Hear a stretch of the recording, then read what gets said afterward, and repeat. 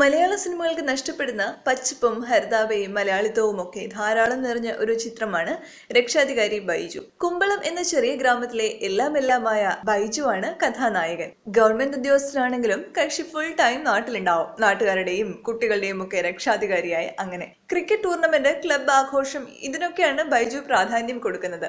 ബൈജുവിന് 8 വയസ്സുള്ളപ്പോൾ തുടങ്ങിയ ഒരു ക്ലബ്ബുണ്ട്, കുമ്പളം ബ്രദേഴ്സ് ക്ലബ്. ഈ ക്ലബ്ബ് ചിലരുടെയൊക്കെ സ്വപ്നവും പ്രതീക്ഷയും ജീവിതവുമാണ്. ഇവരുടെ കൊച്ചു കൊച്ചു സന്തോഷങ്ങളുടെയും പിണക്കങ്ങളുടെയും ഇണക്കങ്ങളുടെയും കഥയാണ് ഈ ചിത്രം പറയുന്നത്.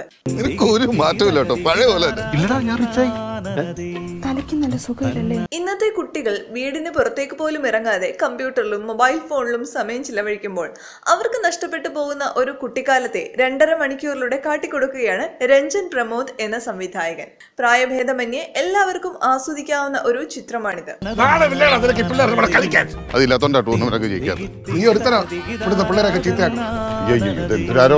സ്വാഭാവികമായ അഭിനയ പ്രകടനവും ലളിതമായ ആവിഷ്കാര രീതിയുമാണ് ഈ സിനിമയെ വ്യത്യസ്തമാക്കുന്നത്. അച്ഛനായും മകനായും സുഹൃത്തായും ബിജു മേനോൻ ഗംഭീര പ്രകടനം കാഴ്ചവെച്ചു എന്ന് തന്നെ നമുക്ക് പറയാം. സിനിമയിലെ എല്ലാ ക്യാരക്ടേഴ്സും അവരവരുടെ പ്രകടനം ഗംഭീരമാക്കിയിട്ടുണ്ട്.